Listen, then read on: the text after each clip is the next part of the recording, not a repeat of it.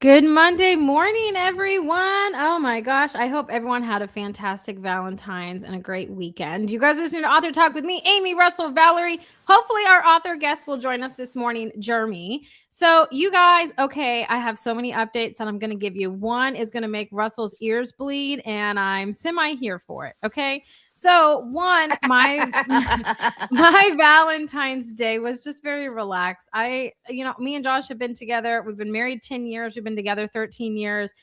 I don't really need like fancy dinners or anything like that. He got me a big thing of orchids that reminded him from our wedding because our wedding flower was the blue and purple orchids. Okay, see, that's cool. Thank you Yeah, for so sharing that. I did get those earlier in the weeks, and then he got my girl some flowers, and then they're he's trying to get them into gardening with him because he wants to garden. So he got them this like miniature garden set for them to like put the seeds in and stuff. So they did all of that, and we just kind of relaxed. Me and the girls had gone to their friends were doing a Galentine's party the night before, and it was a pajama party. What is Galentine's? It's What just a is bunch that of girls word? getting together. It's like just hanging out. girls getting together. I saw Give that us the word reason. all week last week, and I'm like, what the hell is that word? It's just gals getting together for Valentine's without men. So it's just a stupid made up word. It's just a fun time for not really. women. I saw that, Valerie. I bet it's in the dictionary. Maybe. So that was fun. Me and the girls had matching pink leopard pajamas because I love leopard, and I got us all. You love PJs. Matching pajamas for any holiday. I do. This is a true statement. I do. I had Halloween, Josh, all that. In some other life, Josh must have been a really bad person to have married a woman that makes him put on all these matching pajamas all the time. She didn't say he had to wear them. It was just her and the only girls. so he has no one on his side to protect him. I mean, this is a true statement, but I didn't buy him leopard PJs. He wouldn't wear those. But I did buy him Halloween. Josh. I did buy him a Halloween onesie. That was Jack the Skeleton. So I did do that. But you guys, here is the part that's going to make Russell's ear bleed. And I am excited for all the crap that he's going to give me. So the Disney Princess line part 2 launched at Bath & Body Works. And I was up at 6 a.m. making my order to get all of my stuff. Found it on my desk, Amy. Yay! Oh my gosh. So I went and ordered the scents that I already had from the last collection, Belle and Tiana, I didn't get, but I got all the other ones, and I got their 3-week candles, and I got the single candles for my office. I got to get through this one first, but and I had to get a good lip gloss moment. And then on top of that, we had to do a hand sanitizer, and I couldn't get all of it in the store. So I do also have a shipment coming, but I did leave the store with 2 of the big bags on top of the shipment. You went to the store at 6 this morning. Are you saying that? I ordered it online at 6, and then I went at 3 in the afternoon to pick it up with my daughters because I didn't want to miss out on anything. They were already sold out of stuff at 6 in the morning. Okay. But it got shipped to me, so I'm just waiting for my shipment. So it was you know what's crazy is the Bath and Body Works by my house is right next door to James Avery. Oh, and I'm like, girl, y'all did. I didn't know anyone went to James Avery. I thought that it bankrupted and closed. No, never. No, sir. But so that's so cool. You were able to get all your stuff. Man, I got all of my stuff. And on top, and I have a shipment coming, but it was the day that the girls also had their Valentine's Day party. So they came home with all of their Valentine's Day stuff, and they were showing their dad all the stuff. So then I walk in with my bags, and I'm like, do you want to see all my stuff? And it was just a cute little moment because you just acted like you really cared. Because, I got the body. I got all of the body shimmers, that you spray because the girls like it in their hair, make some, glitter in their hair. What is that? It's like a perfumed glitter, and you put it on, it makes your body shimmer. But I put it in the girls' hair for glitter for school, and it's one of every scent. I had to get that, and somehow I wound up getting 3 of the Lifetime fairy tale glitter, and not just one of them. I got 3 of them. I don't know how that happened. I'm not gonna say anything bad. Like what kind of dancers I think are the only ones that would use something like that. No. Oh my gosh. I have no concept of how normal humans would need something like that. Now in my bag for my market, because I have a money like with all my scissors and money and all this stuff, and I have a big purple one of that. And so, and I get to the market, I spray it on. They're like, "Oh yeah," I was like, "Anybody else want some?" And they're like, "Yeah." Oh my gosh, We can all be listen. sparkly together. Listen, Russell, I got a story for you. Okay, this was last Easter. Okay. Last Easter and the girls' Easter baskets, I had gone to the Dollar Tree because I love the Dollar Tree. Okay. And they had this roll on glitter. I was like, cool, this will be fun, whatever. Well, the kids had made me really mad. I don't even remember what they were doing, but they were doing something. They made me really mad. So then I took all of those and they hadn't been used. So I just put them all over myself. I was like, you're not going to use them. I am. So I put them all over myself and then I threw them away. Right. Right.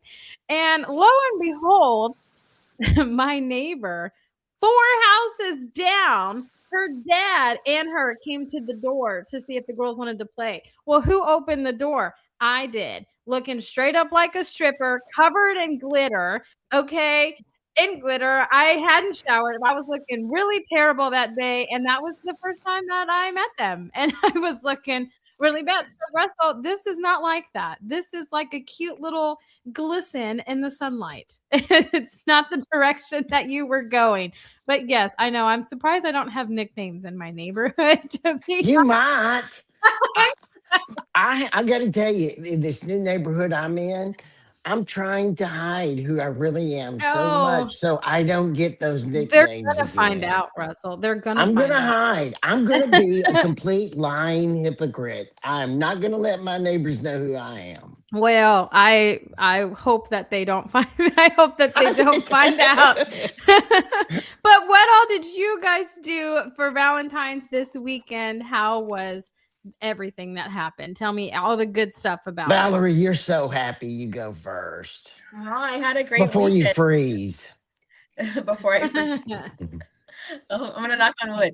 My fake wood desk. Yeah. Well, And she froze just for a I'm second. back. You jinxed me. I know. I'm sorry. Okay, so we went down to the beach because it was Mardi Gras weekend and I'm at Crystal Beach. And so we met my son and his girlfriend. They drove in from San Antonio to come to because she had never been to Mardi Gras.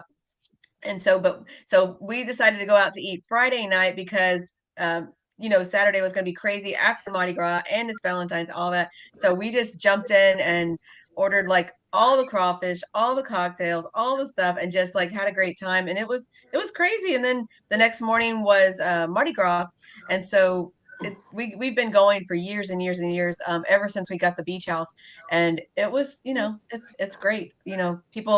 Our neighbor across the street, he makes these things called Vegas bombs, and he brings it out in like this giant gallon thing, and he's like serving it to everybody, and people are just hanging out. There's a guy cooking boudin down the street and sausage. It's like it's one of those things. It's just a really big community wide sharing, caring. Drink all you want, eat all you want. So it's a good weekend. And then the bar right down the street where the putt thing is, they had live Blues Brothers people performing, so you can't go wrong with that. Anyway, we passed out, and then we were in the house by the time the storm came. What, at like 7, 8 o'clock, just in time to play Monopoly all night for like 2 hours. Nice. I love it. Jeremy, we're talking about our weekends and how if you did anything for Valentine's. We're just talking about our weekends, and then we're going to get Valerie talking to you about your book. She has a whole story to tell you about your book as well, so we can dive into it. But Jeremy, what did you do this weekend? I had a low-key Valentine's Day. Got my wife a real nice custom bouquet for Valentine's Day and a couple of cards. And we just hung out at home for Valentine's Day. Nice. That's what I did too. Do you all live in the same area? Amy, Russell, Valerie, are you all in the same state? Or we're in the same state. We're like 2 hours from each other. So Russell and Valerie live in Houston, and I live like an hour and a half so north. I live in College Station. Okay. So if you know where Texas A&M University is, I live in that city. Yeah, is where I live. Texas. I've toured all over Texas. You could do it when you're on tour. You could do a whole week just in Texas alone. Yeah, you can. That's a true Mhm. statement. Brownsville, McAllen to Houston to Dallas, Fort Worth, and everywhere in between, you know. That's a lot of time in the car. I know it is. Yep. Mhm. I've got friends down there. There used to be a club in Houston called the Abyss back in the Mhm. 90s, and we would play there back in the day. My band broke Oh. out. Yeah. Yeah. Nice. Well, Yeah. I'm an 80s girl, so that was I was probably already, unfortunately, not there. But all the 80s I was there. Yep. I'm an 80s guy myself. Ah, gotcha. Yeah. Gotcha. Well, thanks for your patience too. Sorry I'm running late. I'm in Miami Beach right now. I'm from Chicago. Been doing the snowbird thing for about 11 years because I was born in the wrong climate. I don't like ice and snow. So my wife and I are here 6-7 months out of the year, and we're in the process of moving from this house to another one, but it's been quite the nightmare. The seller keeps pushing the closing date back, and we're already ready to move. So I just had a guy come to pick up a big loader machine, like a forklift, to get these sculptures we collect a lot of art, and they were here over the weekend, and then they didn't take the loader with them, so it was like sitting like in front of our garage and stuff. So hey, we're on our way, can you let us in? I'm like, damn. So I had to call Kaylee. So anyway, thank you for waiting on me. Oh yeah, no problem. It's all good. Things happen all the time. It's Monday. It's how you got to set your week, right? Right. And we can totally relate to the none of us are fans of cold weather here. So yeah, no. We're why like we live here. If it's 40 degrees or 35, that's cold enough. Anything below that's like unpleasant. No, anything below 70 is cold to me. Like I was a born and raised Texan, so that's probably why. But Russell, what did you do this weekend? Well, I wish I had done what you and Jeremy did, which was have a simpler Valentine's weekend. Yeah. Jeremy, one of my assignments as the grandfather is to get all the granddaughters Valentine's presents. How many And I have 3 granddaughters, one's 8, and then I have twin 4-year-old granddaughters. Wow. And to my wife's wrath, I got candy for them instead of balloons or something, which made her so mad because do you know what their parents are going to say? They're going to be so mad that they got all this candy. I got so much. So I got like a D- on my grade this weekend for my Valentine production. And this is despite getting my wife when she flew home Thursday. Her Valentine present was a bottle of 20 tawny grams port, which is the greatest port you can drink. Jeremy, have you had some of that? I know Valerie has. No, I have not. You should try it. It's the greatest port you can drink. And I got her flowers, and she was happy about that, but until she saw what I got the granddaughters. So that's my biggest story is I was a failure for Valentine's as a grandfather. Candy is personally for me, I would rather give candy than balloons. It's something I think they enjoy more, and balloons, what do you got to do with the balloons? I know, but environment. The position of all the rest of the adults in this family is that it makes my granddaughters crazy when they eat all that candy, and then they have to suffer because of it, not me. Right. So that's the version. Say, I need to thank the people listening to us today. Most people listen to us during the week on our podcast channel, not live on Monday morning. We're top 1% on Good Pods, top 10% on artistic channels, on many of the podcast channels, and we want to thank you. I used to not be able to find us. Now I can because of Amy. Where can people find us, Amy? Yeah, you guys. So you can find us anywhere that you can type in and look for a podcast. My go-to is Amazon Music, Spotify. I'm an Android user, so Google Play. If you have an iPhone, then iTunes is where you need to go if you want to come over and enjoy the show and the facial expressions that me and Valerie make, or her awkward fun times that she freezes. You can go over to our YouTube channel, our Facebook group, any one of our social media channels. You can engage live in time with us, ask us questions. We love engaging with you guys. And plus, this year is a big year, you guys. This is our 10th year doing this. It is a big year.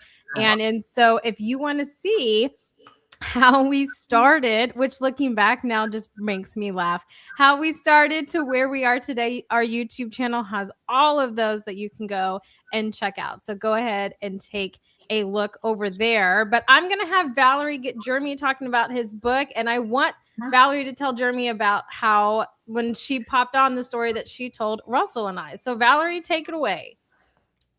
So, hey, Jeremy, I'm so glad to meet you. I get alerts on new books coming out all the time. And then, so there's local bookstores that I've done markets with, or this or that, or events with authors. And so your book came up as a recommended read. And so I was like, and so when I pulled up your cover, I was like, I just requested that book and they didn't have it available yet. And so, because I love horror, I'm a Grady Hendrix fan, all of that stuff, just anything like that. I love it.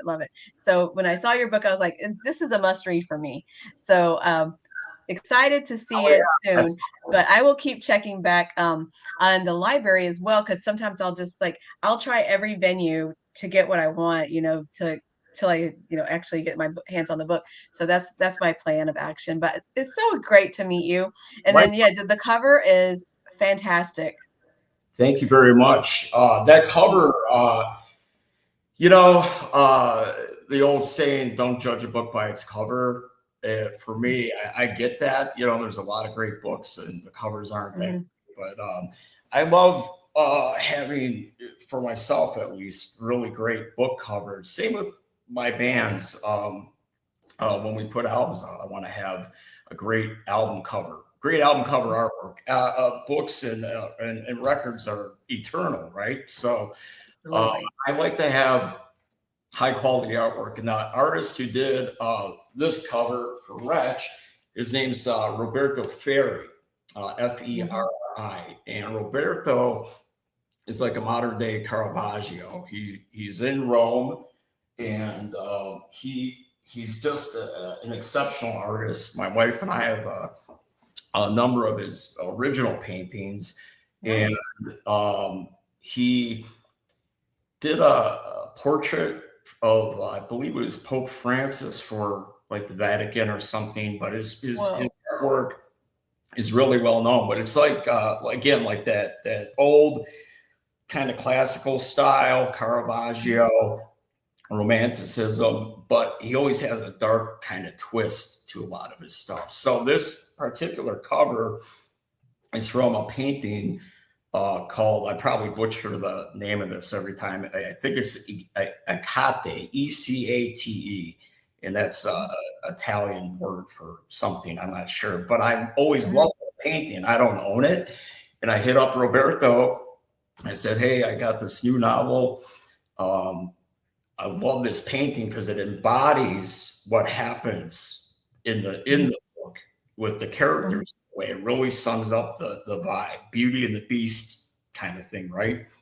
And a muscle steroid beast at that. So you got this muscled creature thing on here with this beautiful woman, and I was like, man, that's Wretch right there. So Roberto, I offered him money to license it for the book and his permission, and he was so cool. He's just like, no, Jeremy, I am not gonna charge you for this cover. You take it and use it. You've supported me for years, and what a great dude! Like, favorite artist. So it just like worked out. It was really cool. So I'm delighted you love the cover art, because I love it myself. And again, I think it really ties into the story, Yes. And I love that too, because I've been reading Mona's Eyes, and all the works of art in there, it's just the reader connects with the art. And just because we're using our imagination, but then we hear the backstory, just like you told us on your book cover. And what a great asset it is to the whole becoming of the book, the coming to life. But I really, really like the description of your book where it says a relentless descent into crime, horror, and vengeance, you know, a brutal, unflinching thriller. So tell us about this, because I'm intrigued. So I mentioned earlier that I was born and raised in Chicagoland, and my wife and I still have a house up there in the northern burbs of Chicago, and a condo in the city. So I love Chicago, aside from the winters. You know, up there in summer, it's beautiful. There's no place like Chicago, Lake Michigan, just everything about Chicago I love. And I've been asked before, like, why don't you write something about Chicago, or takes place in Chicago rather? And I had with a couple of short stories that I published in the past, took place in Chicago and stuff, but never a full-length novel. So when I got the idea for Wretch, Chicago was sort of like a knee-jerk reaction. I'm like, the setting will be in my backyard. You know, I know Chicago really well. And then the story itself came to me in pieces, like inspired by some actual things. So you've got this main character protagonist, Detective Donnie Lynch, who when I write about, say, someone, it could be a plumber or a farmer or a construction worker, a doctor. I've never had those roles in my life. So sometimes I have to do a lot of research because I want to get it right with what they do, procedures, the whole environment that they're in. So I was lucky to become friends with this retired Chicago police detective named Peter Kokonis, who consulted me on police procedures with his years in the Chicago Police Department. And he had done everything from starting out as a beat cop with actually the actor Dennis Farina.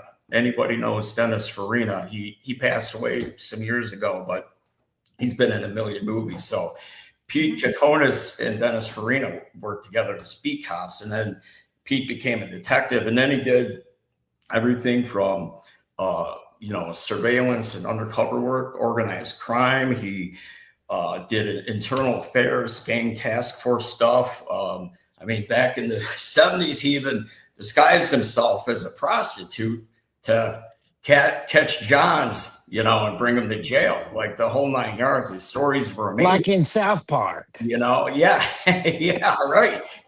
Exactly. I'm like, dude, you should do a memoir or something. You've seen it all, done it all. So he was a great resource to get things right. And I really wanted a detective to be one of the main characters. And then we have two antagonists. We have Derek Hoffman, who's the 6'5" sociopath, the steroid abusing thug who, is like got a roid rage and a hair trigger temper, extremely violent. And he goes into a pharmacological research program because he needs money. And that's all based on true stuff too, through my life. They tell writers, write what you know.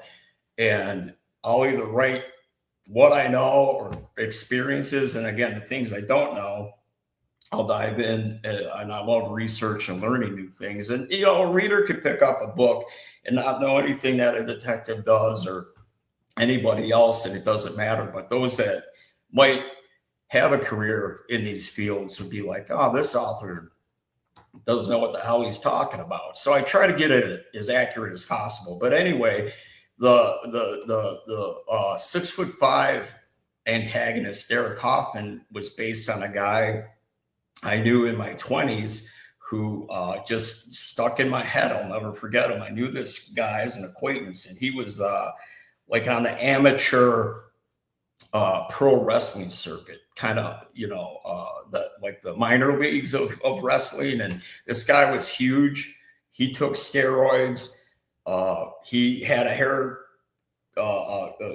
trigger temper. The guy, he was always looking for a fight. And I remember he shaved all the hairs off his body like a bodybuilder and all this stuff. And that stuck with me. Like this guy's out of his mind, like he was really just like, I never met anyone like that. In the pharmacological research program he goes in, and I explained this at the end of the book. There's kind of a thing I wrote about the book and how I got some of these ideas.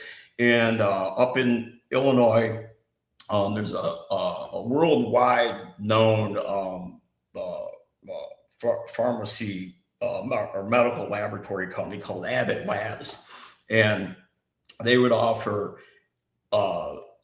people to be basically human guinea pigs. I was on their mailing list for these programs, and you get a letter in the mail. This is in the 90s when I was in my 20s, and I didn't have a pot to piss in, as they said. So I'm like, wow, this program, if I do this, I'll get $3,000 if I stay in there a week. And, they give you like, this is to get FDA approved drugs, so it's like you'll get a placebo, maybe you'll get the real one. They'll see how it affects the people in the program. So I had that idea in my head for forever. And it all goes with, Valerie, the what if always starts anything about what if this happened? What if this happened? And it was sort of like, what if a guy like Derek Hoffman went into this pharmacological research program, but the experimental non-FDA approved drug he tried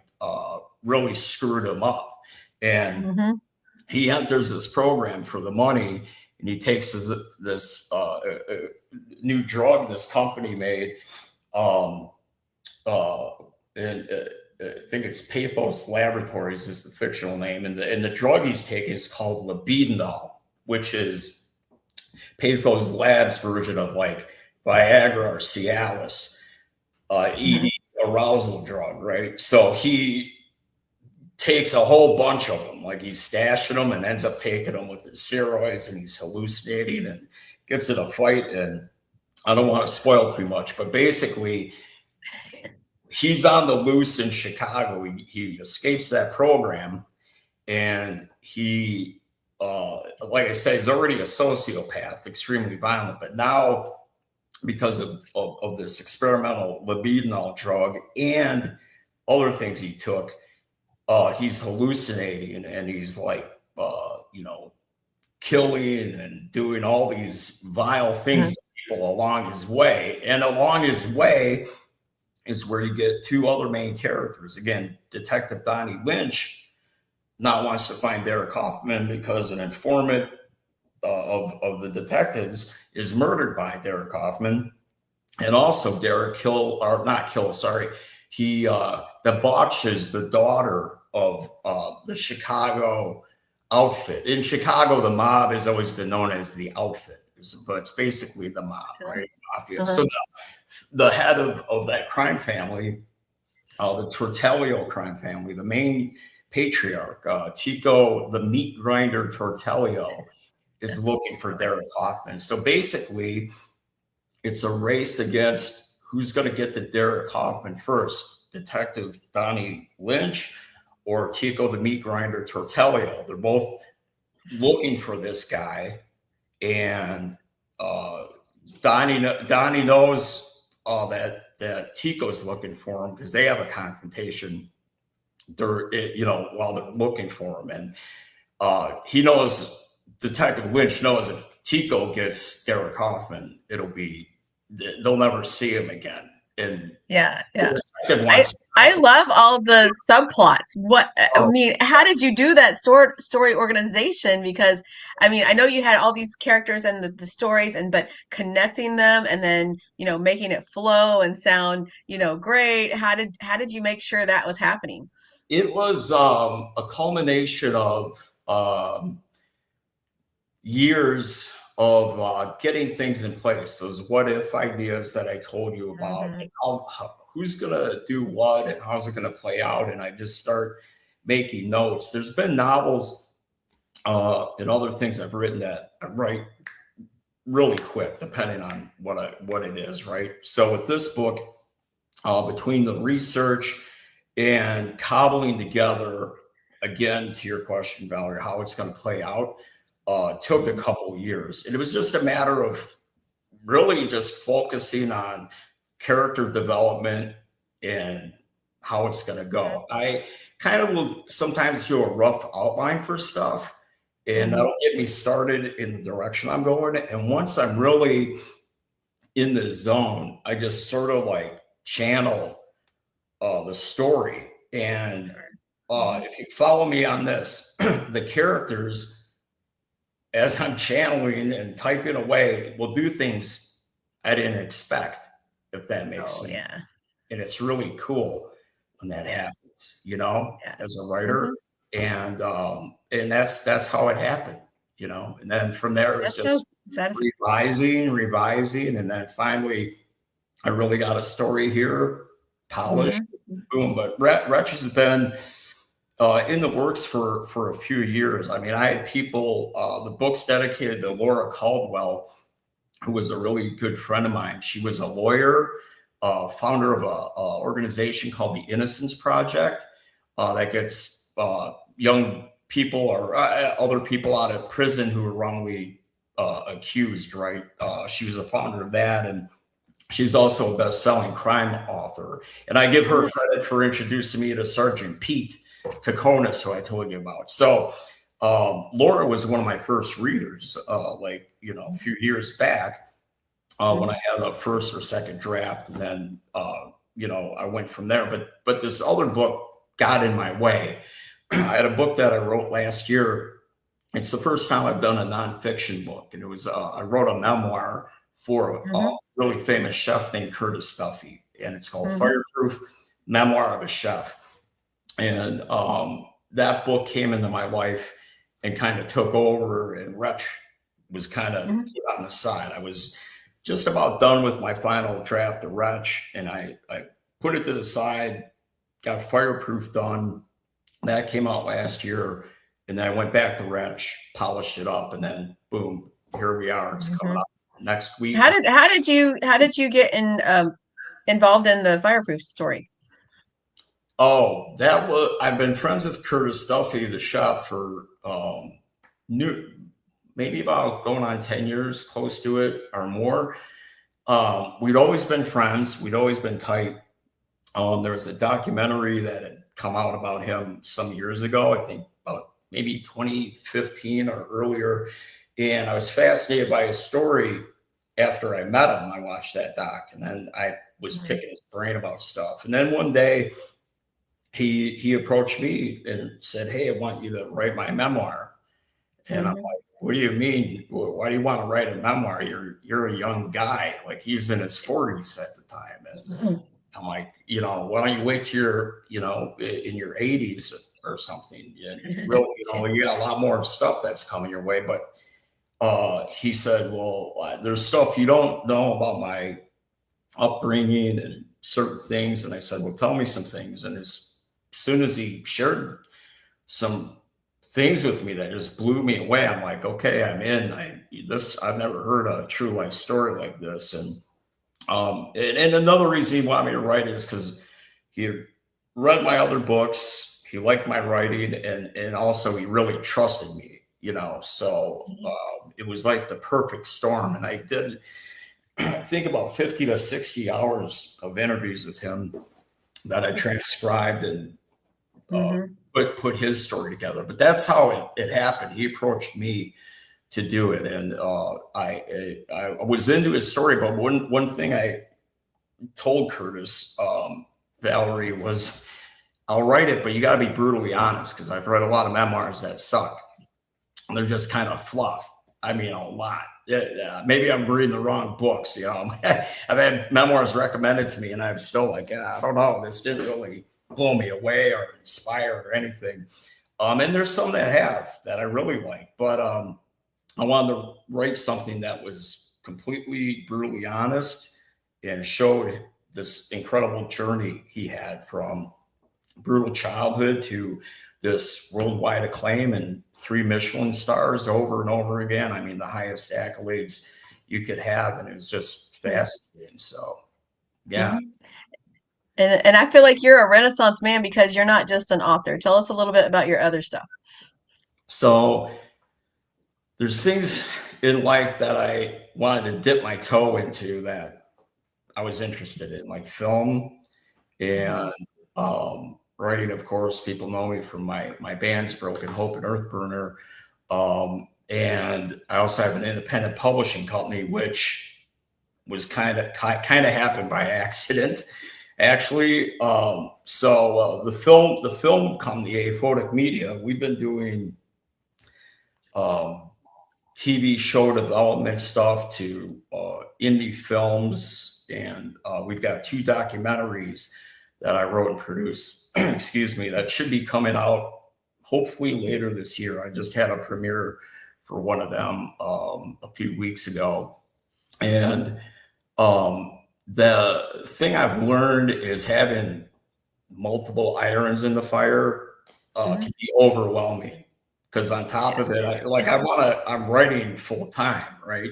So all this other stuff starts adding up. When you got bands and shows to films, I was on a big learning curve with films since I got into that business. Like, it takes years and years to get a film done. And then the hoops you got to jump through for clearances and permissions and stuff for archival footage and things like that. It's just like so time consuming. So I never do anything, pardon the term, half-assed. I always make sure whatever I do is done really well, to the best of my abilities, for whoever's gonna read it, see it, whatever. And so I've seen these things through, and this year, 2026, I'm working on shaving things down. So I'm just more focused on writing books than doing 10 million things with 10 million people, because all these projects involve a lot of people too, and I'm like, I think I found my groove of like, I like doing my own thing by myself, not answering to an army of people, and all those people are good, but it's just, there's just not enough time. But you know what? I tried things I'm into, and they were somewhat successful, and I'm proud of them. But I know my limitations now. So yeah. That is true. That is true. Russell, you have some questions. I feel like you look like you're in deep thought. I do. I want to know, Jeremy, tell us more about your bands. I don't know anything about your bands. Sure. Tell us about your music. My best known band is a band called Broken Hope, which is a death metal band I formed in high school in 1988. And not long after I graduated, Broken Hope got signed to a record deal. So we've been around a long time in the death metal genre. We've got several albums out and toured the world numerous times over the years. And I'm still doing music, but it's not just me, even the other guys in the band.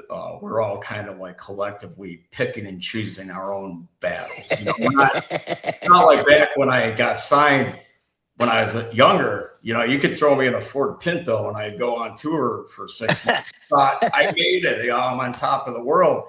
But now I'm like, forget it, man. I want to be home with my wife, my dogs, and I still love making music, but I'll fly out to do a festival or maybe a week at the most kind of run, in and out kind of thing. So my other band, Earthburner, is also what you call the grindcore genre. So it's like death metal, very, very heavy and very, very fast, kind of punkish meets super heavy metal, kind of like a mishmash of the two, or that's Earthburner. So I love doing both bands. My stepson's in Earthburner too, so that's kind of special me, you know. So I still love. I'm a guitar player. I don't sing or anything. I do write all the lyrics for Broken Hope since day one because I love writing. So it's sort of natural. I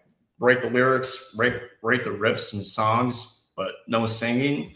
And yeah, so I'm still doing music, but I'm doing it when it's right for all of us, you know. Okay. Would you tell the listeners again when your book comes out, where they can find it, where they can find out more about you, etc.? Absolutely. Thank you, Russell. Wretch comes out in stores February 24th. It's available for pre-order everywhere. It's available through my publisher, Dead Sky Publishing. And you can literally find it everywhere. You can go to deadskypublishing.com. They have a bunch of links on the Wretch page. So, you know, whether it's Amazon, Barnes & Noble to Target, Walmart, you know, bookshop.org, everything in between. And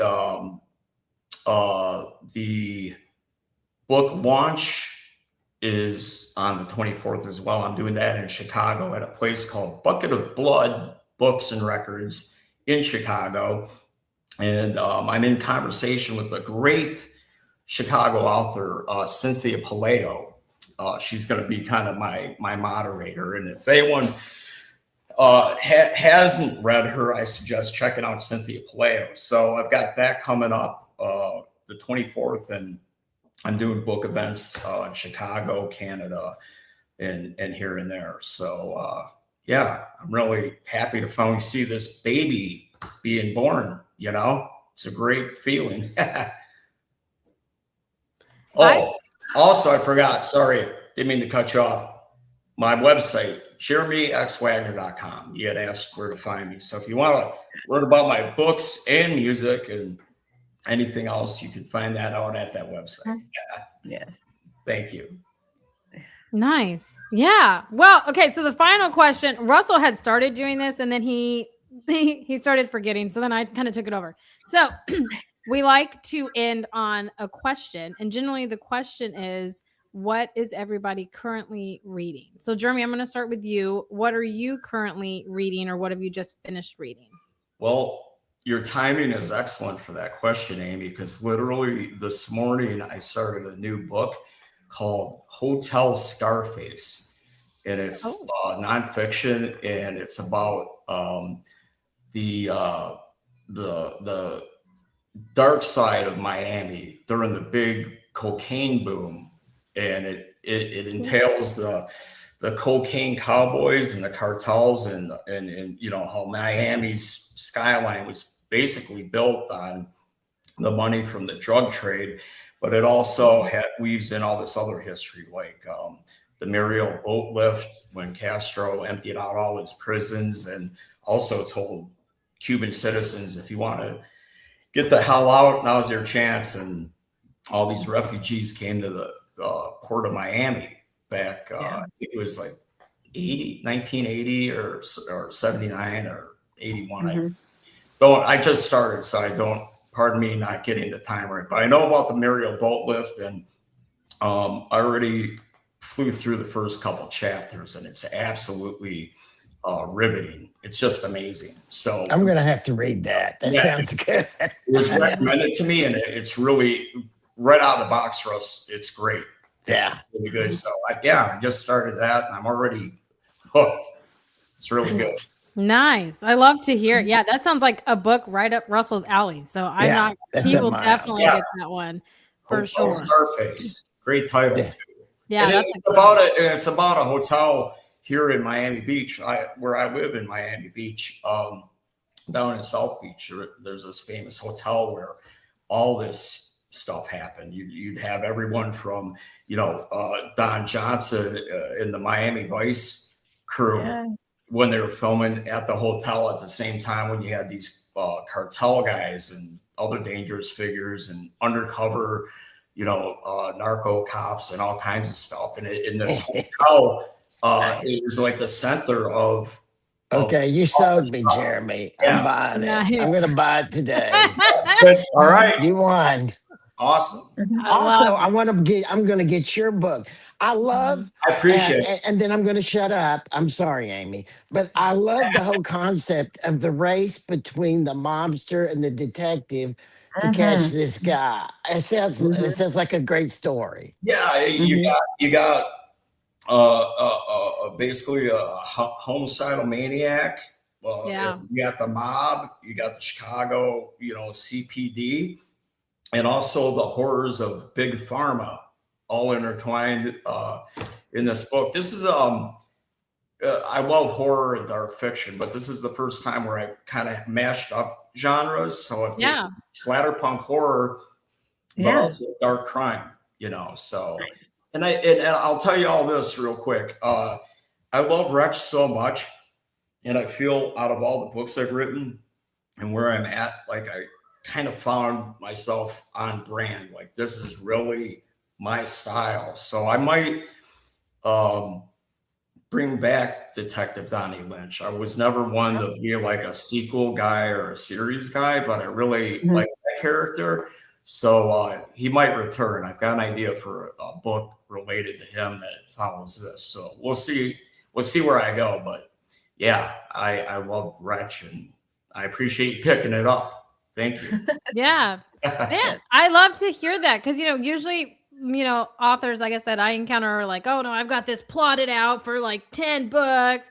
But the fact that, it wasn't really on your radar, but you had so much fun writing that character that now you're kind of thinking of ways to do that, I think is just shows how passionate you are and how much you love writing, and especially about this book. So yeah, I love to hear it. In my afterword in the book, where I kind of tell about what I told you all about where I got this idea or that, I also touch upon in my afterword and Fireproof as well, both books, I touch upon passion and to inspire writers. And what I learned about passion, writers are anyone who creates art or anything you're into. If you're into making, rocking chairs and wood shopping, or, making a garden and planting flowers, whatever you're passionate about, we get one lap around the track in life. I always say, make it count. And passion, I found, is this. I would write books and write music